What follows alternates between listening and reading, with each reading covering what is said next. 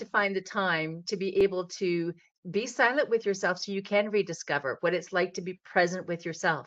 And if that scares people, then that's a really good indication that you want to start doing some work.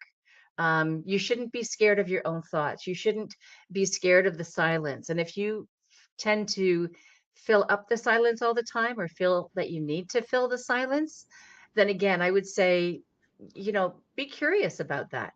Be curious about why you always need to feel stimulated, Yeah. because it's not a natural state. It really isn't. And I think that's what I would love for people to take away from this. Recognize that you have your own sense of wisdom, your own sense of divinity, your own sense of, I am enough. I can feel empowered in my own body. And this is as good as it gets. Yeah. Like it's people are, if you're waiting and wasting your life waiting for something.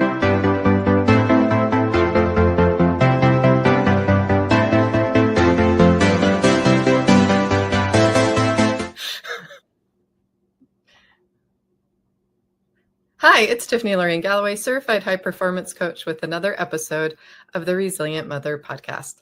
This month, we're going to be continuing Resilient Overcomer. And today we'll talk about overcoming your thoughts and keeping a positive growth mindset. And my guest today is Jackie. Jackie, thank you for being here. Please tell us more about you. Hi, I'm so happy to be here. Well, my name is Jacqueline Young, and I am what's known as the Mindshift Coach. And my specialty is actually all about understanding how the mind works.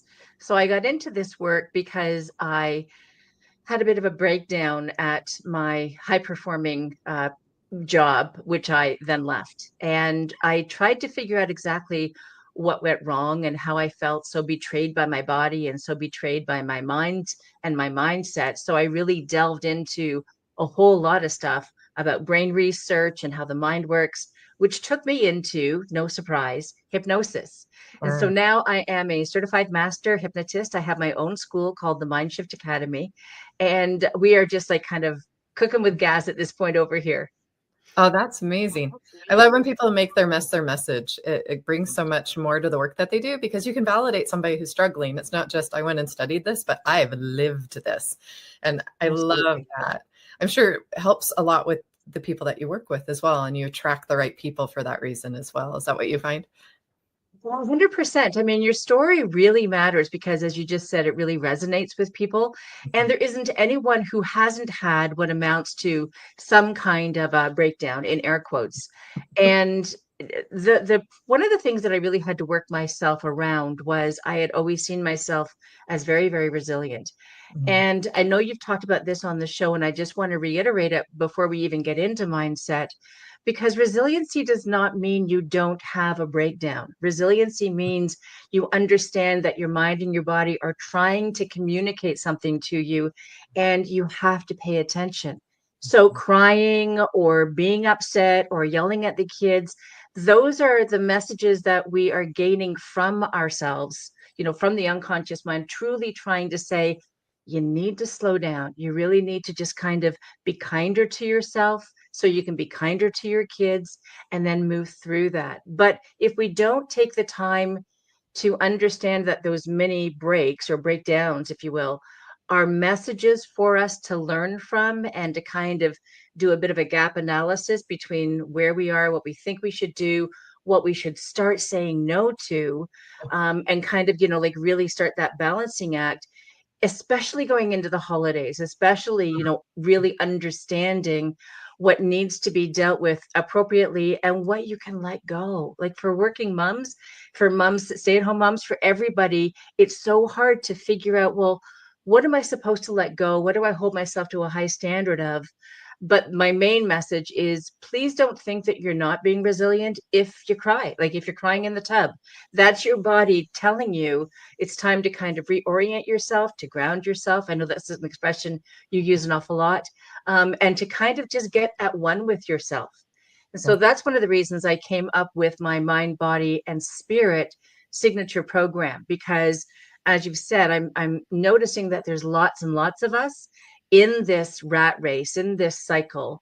And I know I'm much older than most of your viewers, but it's like that person at the show that has all of the plates spinning, and you're spinning over here, so you get that one going, then you got to go over here and spin that one. And at some point, you know it's going to come crashing down, but you just don't know when. So you just keep on going and you keep on feeding it. Yeah. It's so unhealthy. It's unhealthy for our bodies. It's unhealthy for our minds. Yeah, it's not the resilient to burnout mindset that we're talking about here. That doesn't work because that doesn't build more strength. It's more about that rebound. Like when you get knocked down, how fast do you get up again? When you get knocked down, do you get up again? Because we're human and we have a whole plethora of emotions that we feel, that we experience in this life. And a breakdown is one of them that we're going to have. It needs to be normalized a little bit. There's no shame or guilt behind it. And to realize we're constantly a work in progress. So if we're a work in progress, that means that we have to have grace along the way.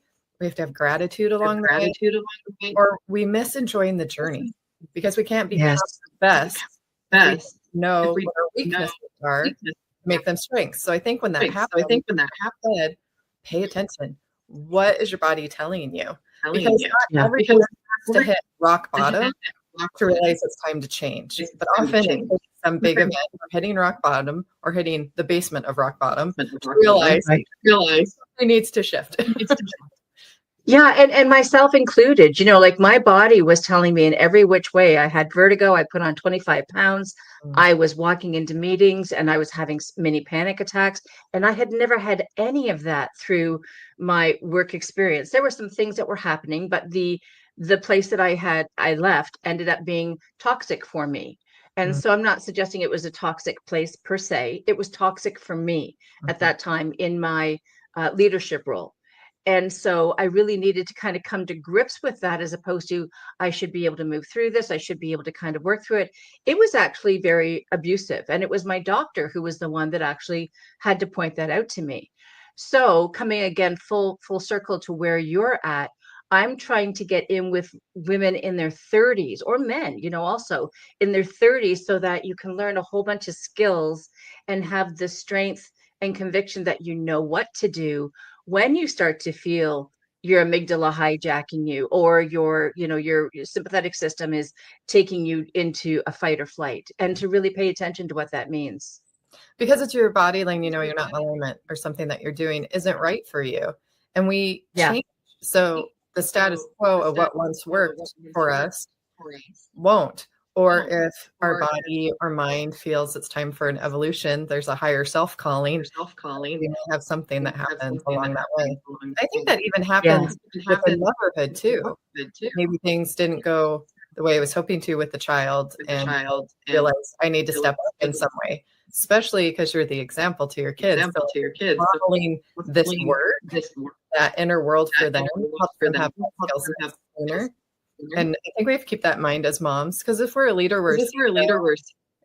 and we're mom, there's a lot of leadership too. And resilience is leadership in a sense.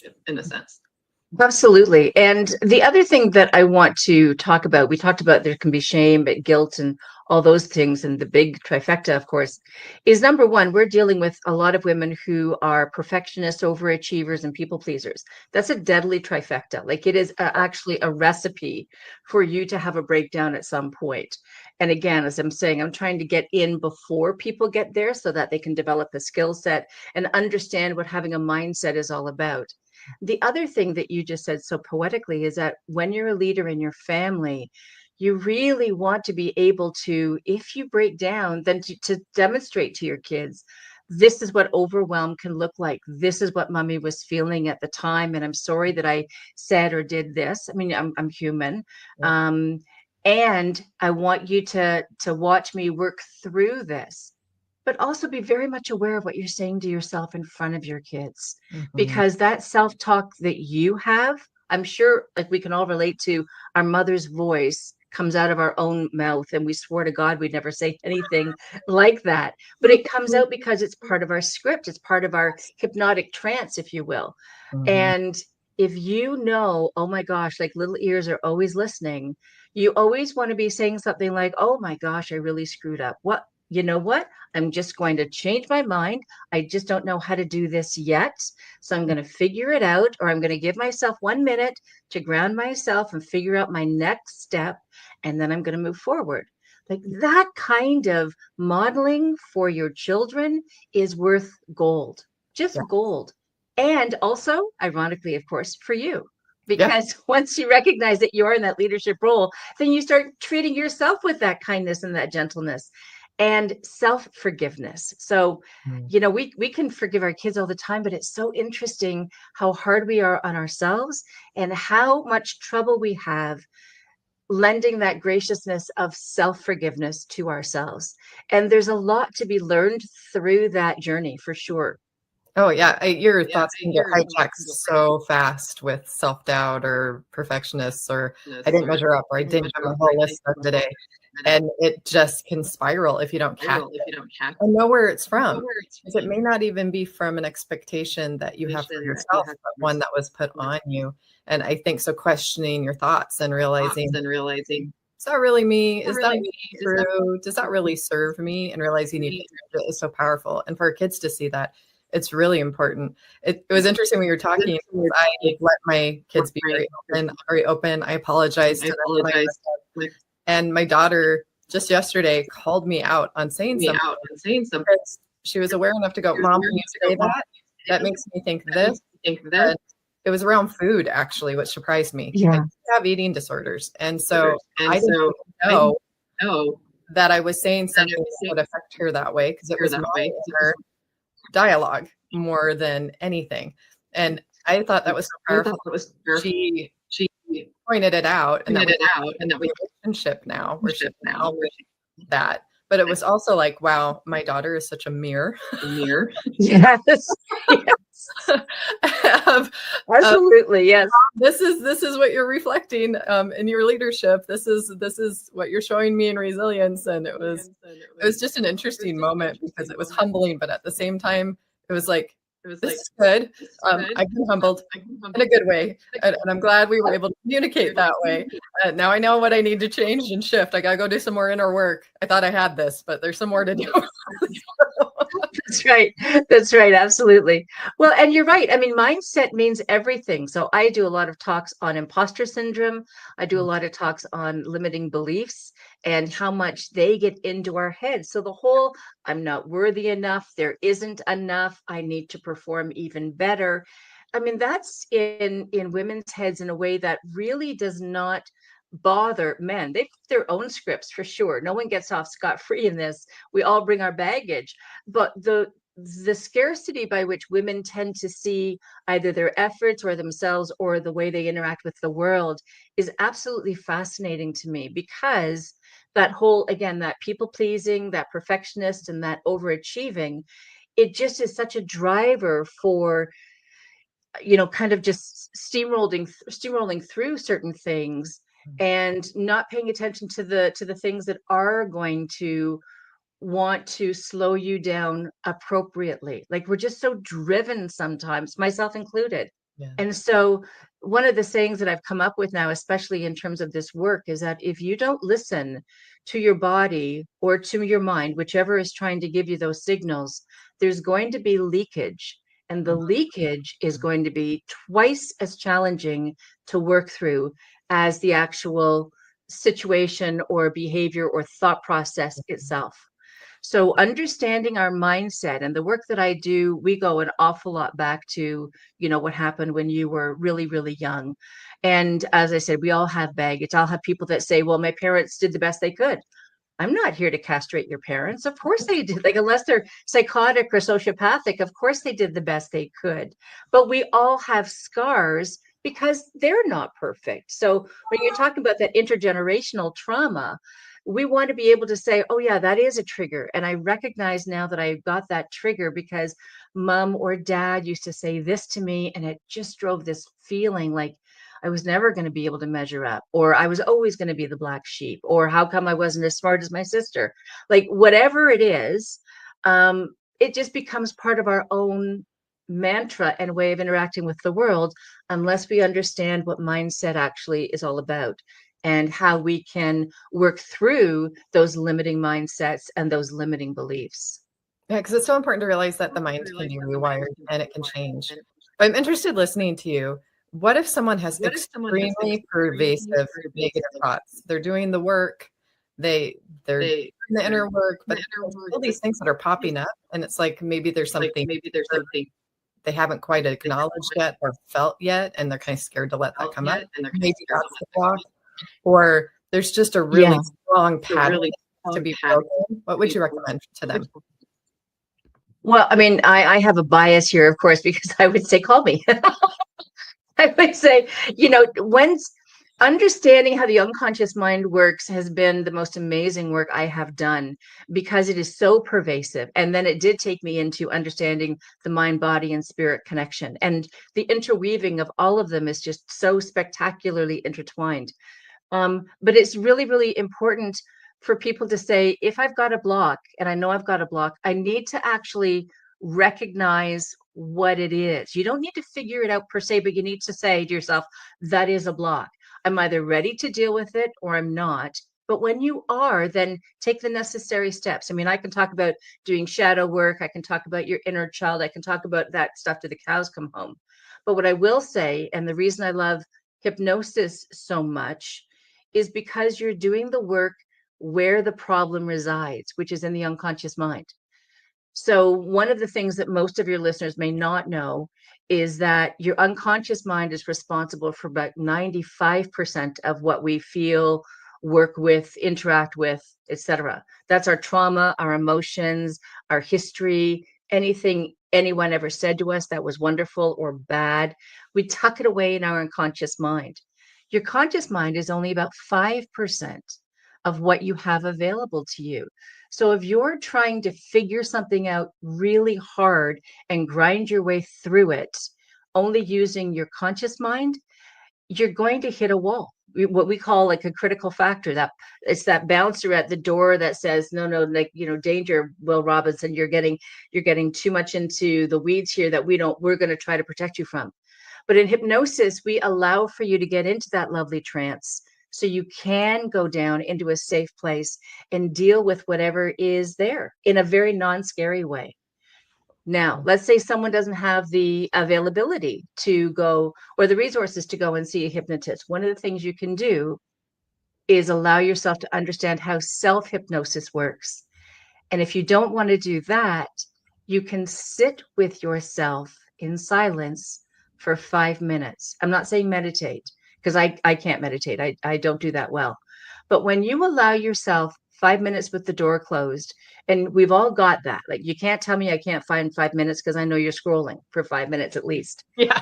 But when you can carve out 5 minutes a day and just say, I'm just going to pay attention to where my thoughts go, that's really powerful, because as soon as you relax, you're opening up slight doors to your unconscious mind. So when you have flitting thoughts that kind of pop in and out of your mind, that's you going into a different kind of brain wave state. And then you're accessing some of that stuff that you're trying to keep tight a lid on. But when you're ready and you just want to say, okay, I'm ready, I just want to see where my thoughts take me, you could be surprised by how easy it can be to access some of that stuff. And then I would say, if it's really challenging to look at it, then get together with someone who's going to be able to lead you through. Yeah, because I think some people hear hypnosis and they're a little scared of it, because you hear about, well, at least growing up, we went to the fair, and you have the funny things on stage with people being hypnotized and chickens, or it's silly. But I know a young woman who did one of those and then had from the with the hypnotist for years and had to go to help. And so, how do you make sure? Because you want to make sure that with or the work that you do isn't allowing someone to manipulate you. And what would be guide rails for that? The guardrails are like everybody who is a paraprofessional. You want to do a lot of homework before you reach out to anyone. And most strong and professional hypnotists will allow a free consultation, a good 20 to 30-minute discussion. If you don't feel safe immediately with that person, if you don't feel that that person is able to get you or is a good listener, or you kind of can drop into a lovely shorthand with that person nice and easily, then look for someone else. Like, utilize the 20 minutes and don't just jump at the first person. Mhm. The other thing I would say is you want to make sure that the person has hours upon hours upon hours of training behind them, because we're not a regulated field. And Yeah. so someone can take a weekend course and call themselves a hypnotist, and Ooh. then they're simply reading from scripts or something like that.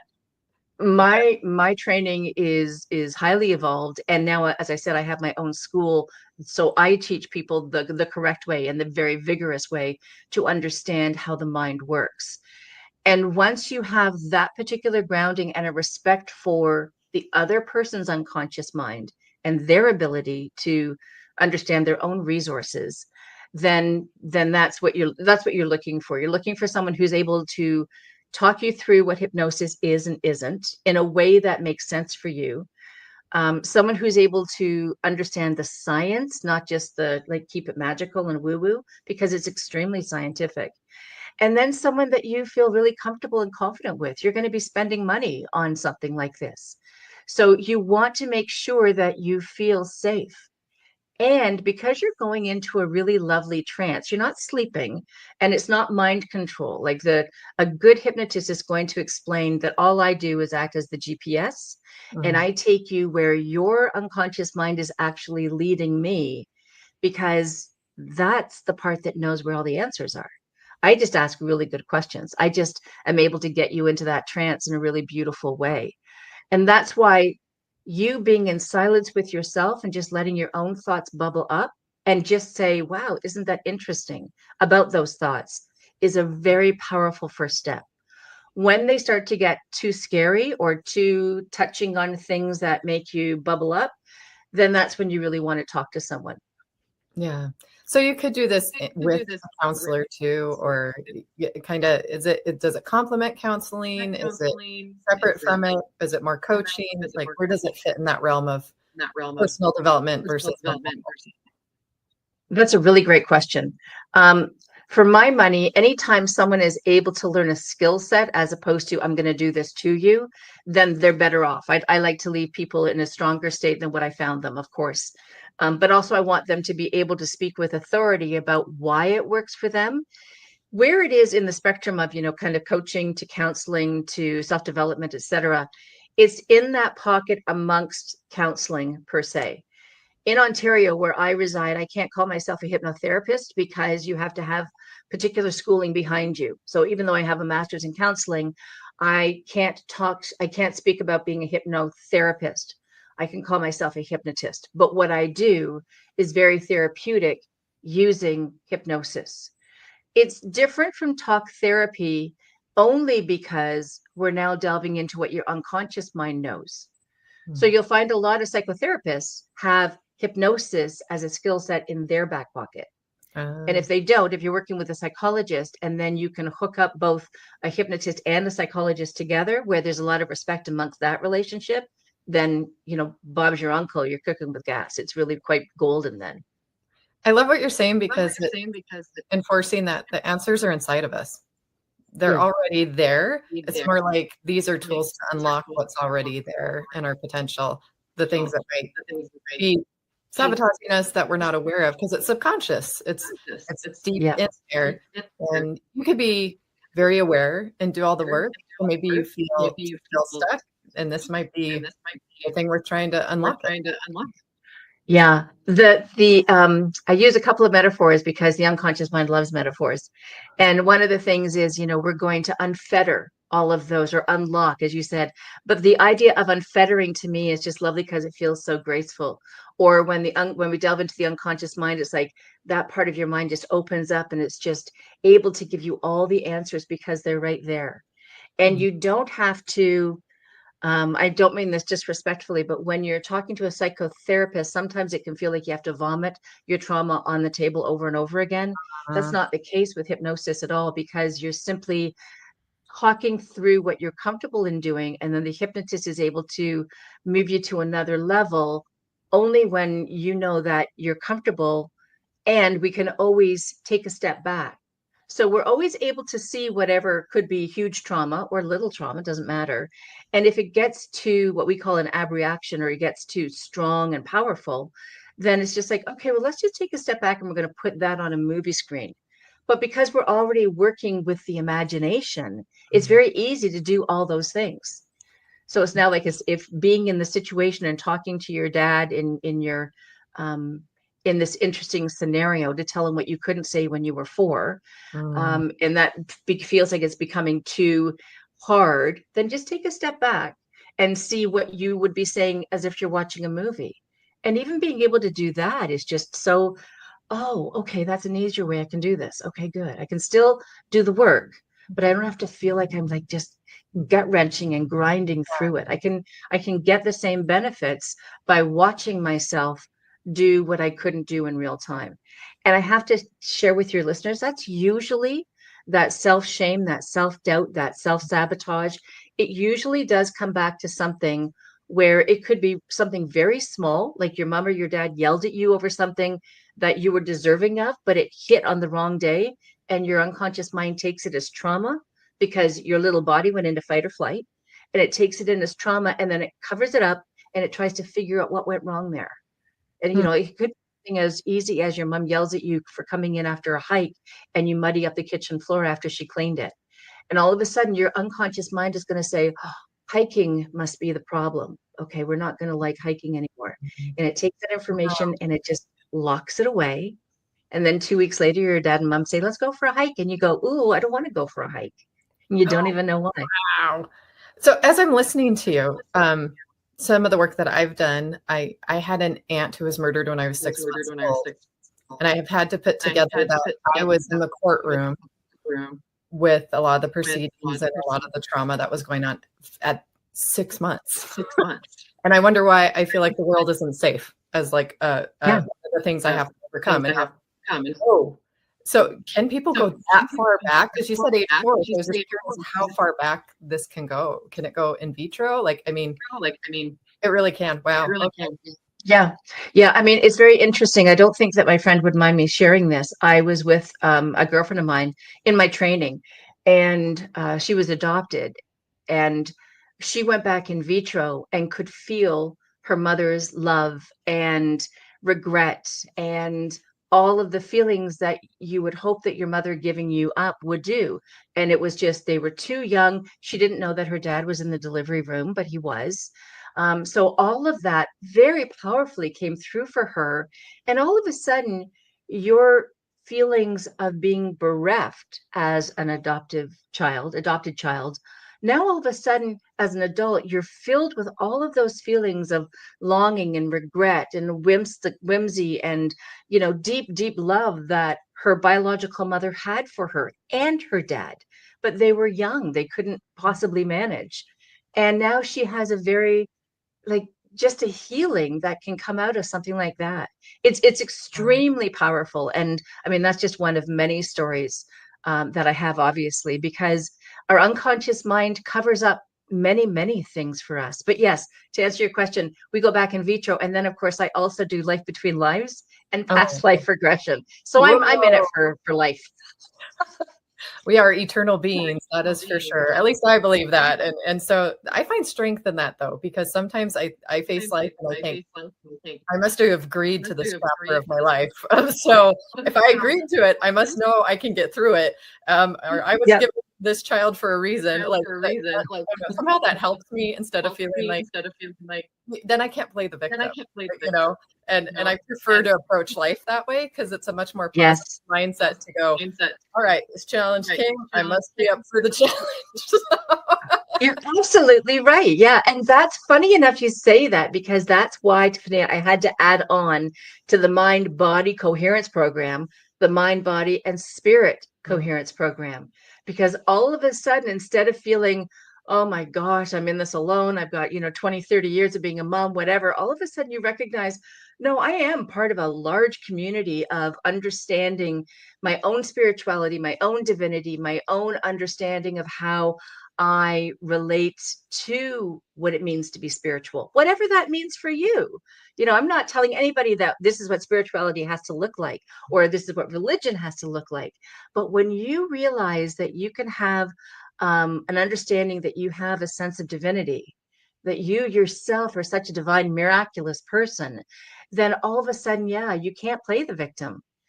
That's uncomfortable for some people because they like playing the victim.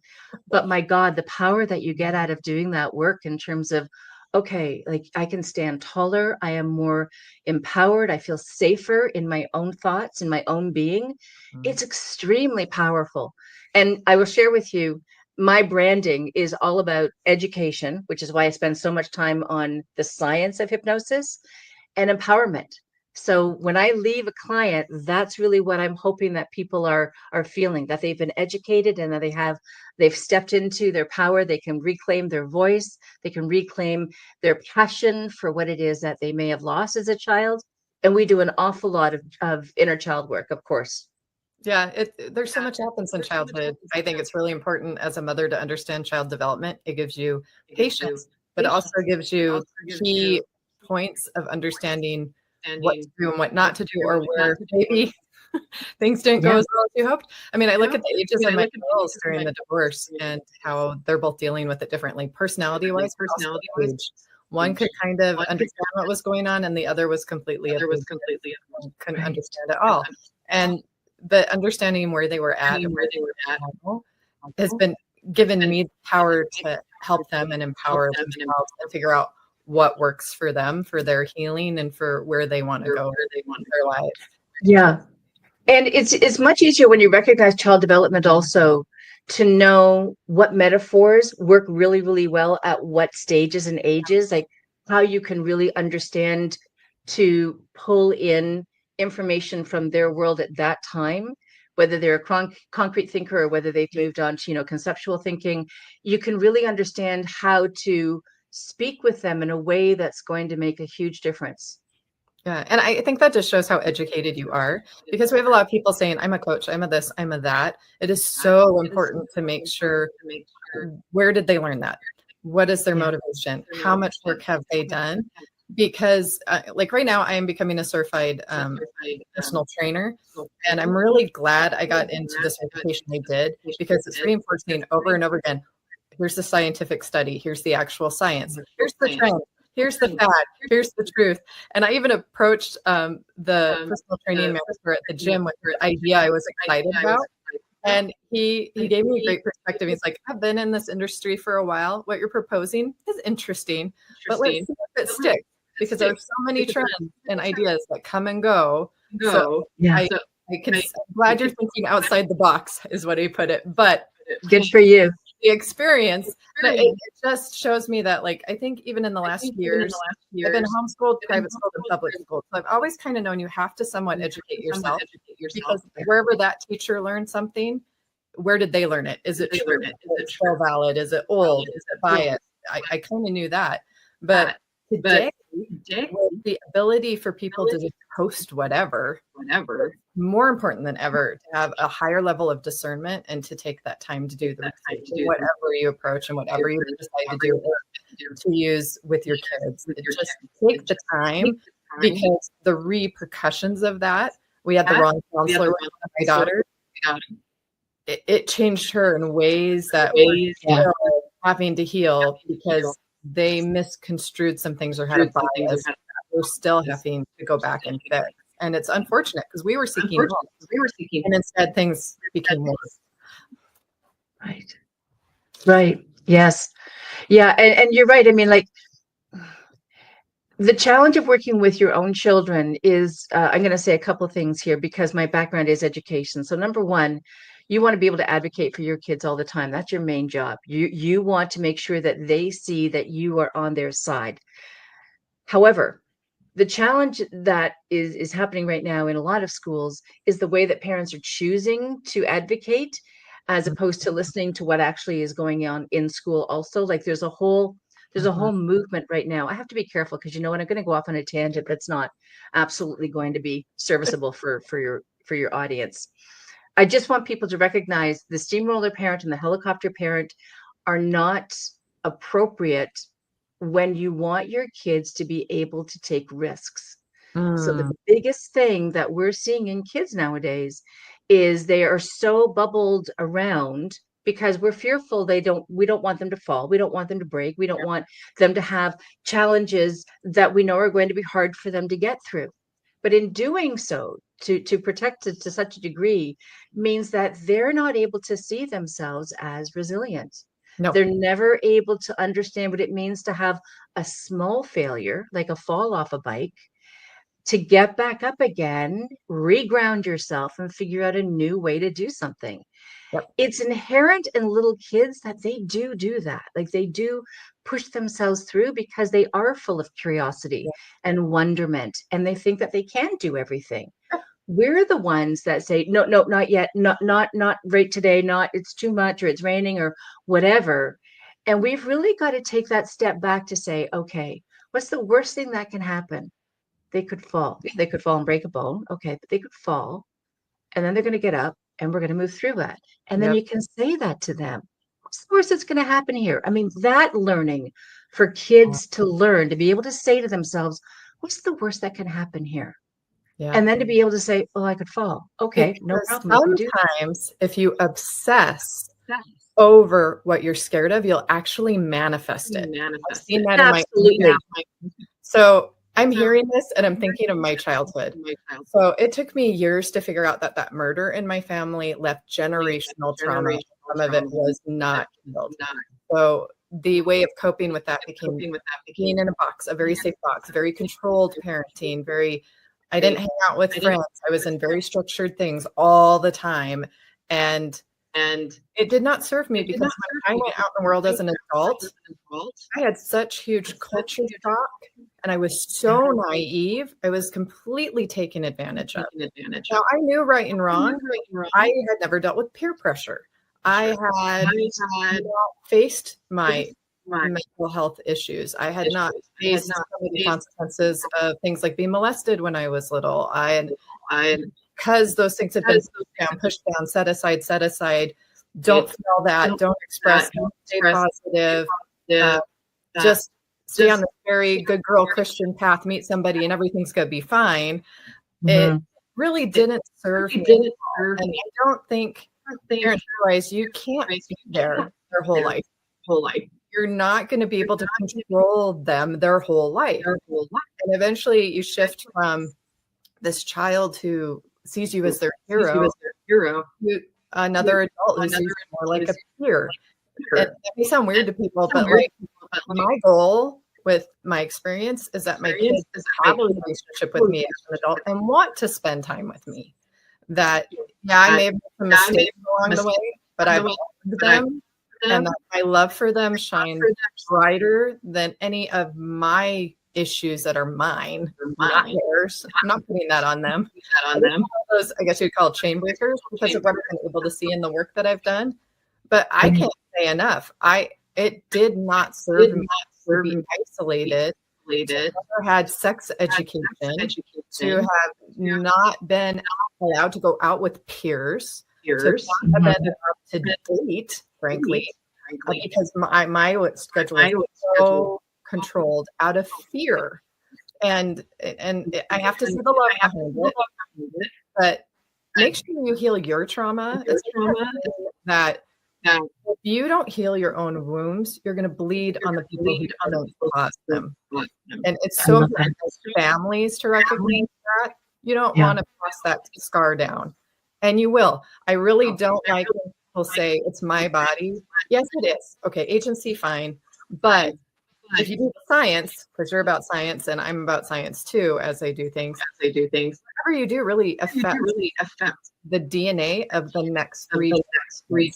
That's why we talk about generational things. So this work may not, some of it may not even be yours. It may be from a past generation that's unresolved, and you're going to resolve it and start that new path. And that's more important than trying to keep a child so safe that they don't know how to live. Yeah. It's funny. On Monday, I'm doing a podcast for young men, And it's not going to be only about dating, but one of the conversations we had in the past was, men are just so emotionally stunted, and not all men, but you know what I'm talking about in terms of how to get over there and ask women out and stuff, because they're so fearful of rejection. And it's like, okay, well, no one's going to get married then. Like we've got a whole batch of people that are fearful of dipping a toe into any kind of water. And so here I am saying stuff like, for God's sake, go to the grocery store and talk to the old ladies like me. And like you just need to learn how to open your mouth in a social situation and not ram it with all of all of this stuff. It's such a huge risk. Just open your mouth. Would you like to sit down for a coffee? But that whole idea of being able to take a risk and living through the risk, like it's almost as if we have a generation of people that are thinking, I'm going to die if I take that risk. There's no ability to actually see, okay, what's the worst that could happen? And realistically, what's the worst that could happen? She could say no, or my kid could fall off the bike, or this friend could turn out to be a bad friend. Yeah, what a life lesson that is. Oh, Like exactly. again, Yeah. exactly. Yeah. Yes. Yeah, that's something I had to get over as a divorced mom, is realize my kids are actually learning a lot of very important lessons being divorced kids. Whereas the marriage I shouldn't stay in, but like versus that spoiled life of where there was ease, there is not ease in the life that we have lived and are living. We're getting closer to stability, I will say. But it's taught them so much. I couldn't have taught them otherwise.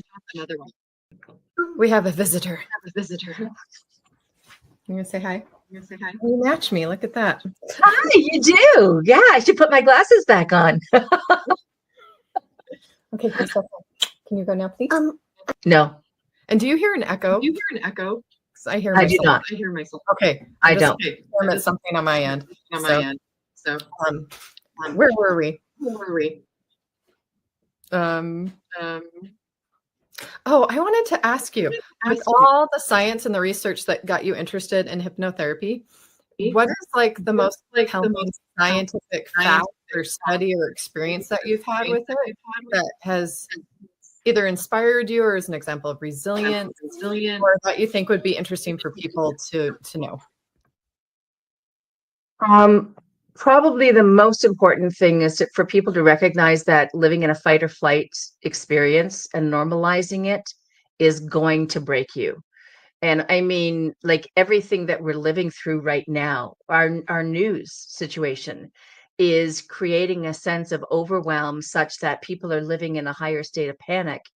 And what that does for your adrenal glands and your sense of cortisol and everything, like all the bad stuff that's running through your body, is costing you. So you've heard all of this before, but what I want people to understand is, like, it's really costing you. It's not just, oh yeah, I've got to think more positively. No, your body is living in a state of fight or flight. You're only meant to be in fight or flight to get away from the danger. And then you go back to the watering hole and you sip the water and you're good to go. When we have normalized what it's like to kind of live the rat race, if you will, and working and being proud of, well, I don't stop for lunch and I hardly had time to pee. And, like I'm working how many hours a week.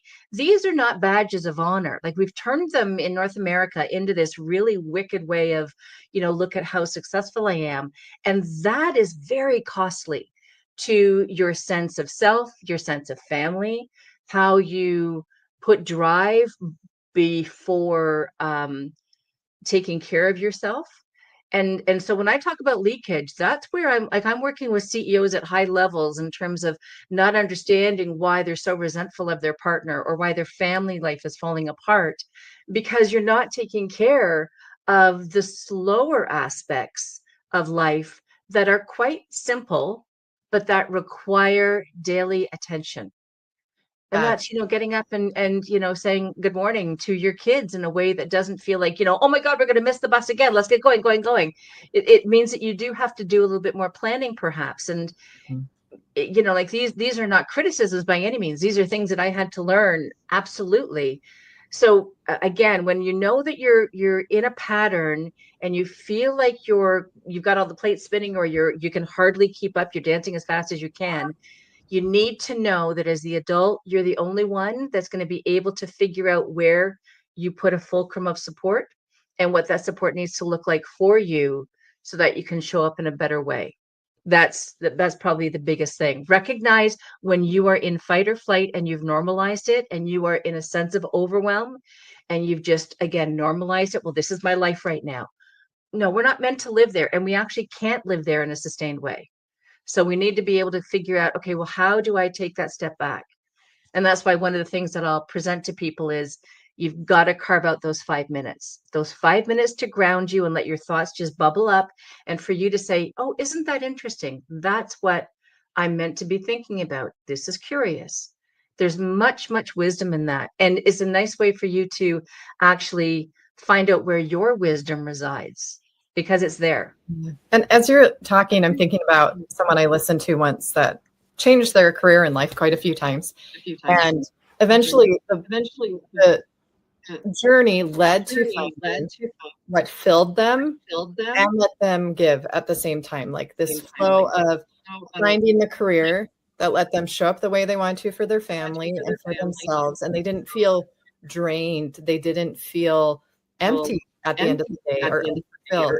And I think that's what we're all striving for, but I don't think we all know it's possible because we maybe have never experienced it before.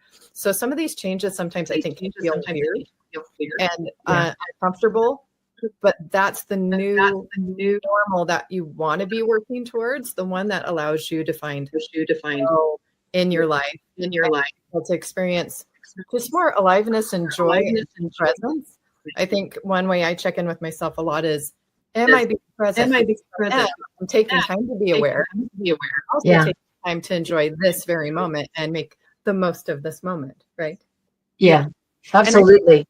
Some of getting in our head too, when you're talking about dating earlier, I had to laugh because I've been trying to date and I just don't understand people my age right now and what they're doing and some of the choices. And like, I've made a few mistakes myself, but like no one's dating. They're really not dating.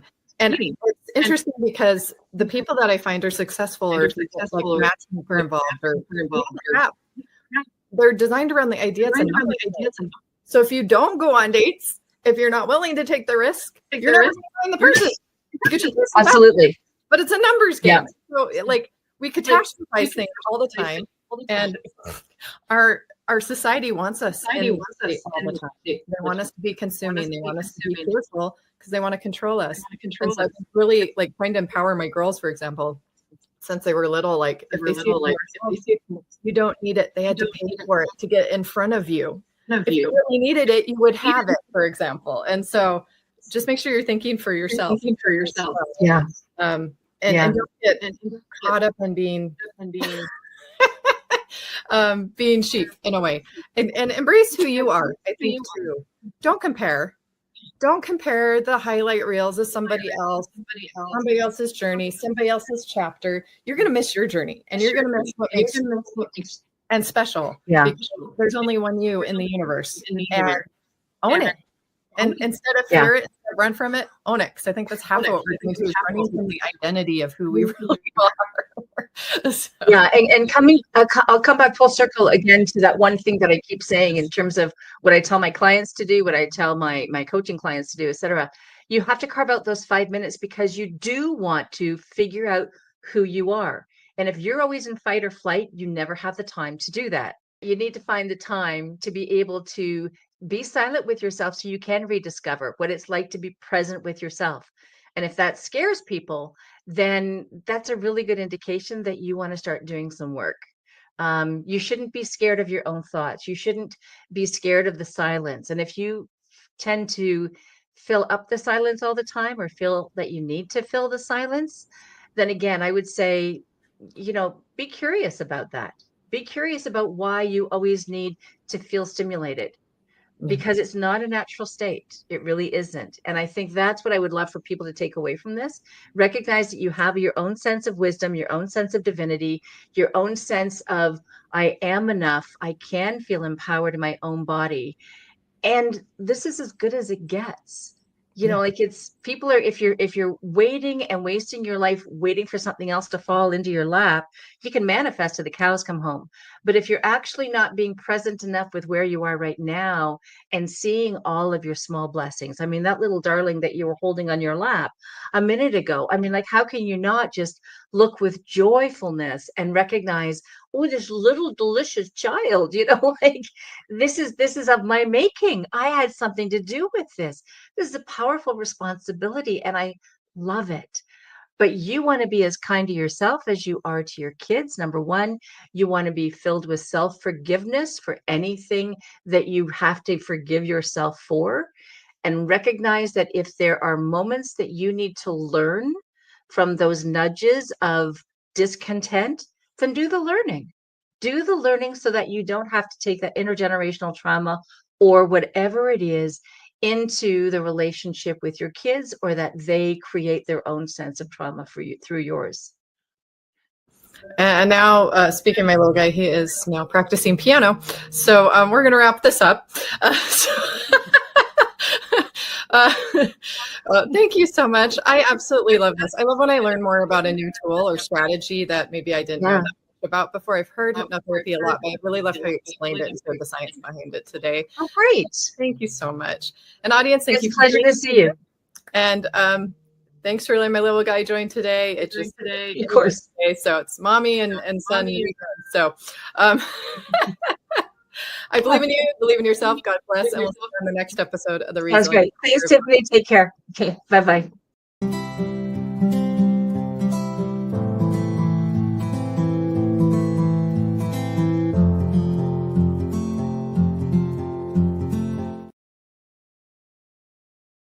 Thank you for joining us today. Please don't forget to subscribe so we can share this message. We are a worldwide podcast with guests all around the world, and we want to continue to grow this community. You can find us on socials. You could also be a guest. Look for that link below if you'd be interested in being a guest on the podcast. If you know a sponsor or would like to be a sponsor, please reach out to me or Catherine as well. Sure. We want you all on this journey. We want to hear your stories. We want to share your stories. We want to gain strength from each other, because together we're stronger. And to never forget the blessing of being a mother and what we're creating. We're creating the future every single day of our lives. So get on this train with us and let's do this thing, moms. I believe in you. Believe in yourself. God bless. And we'll see you around. Take care.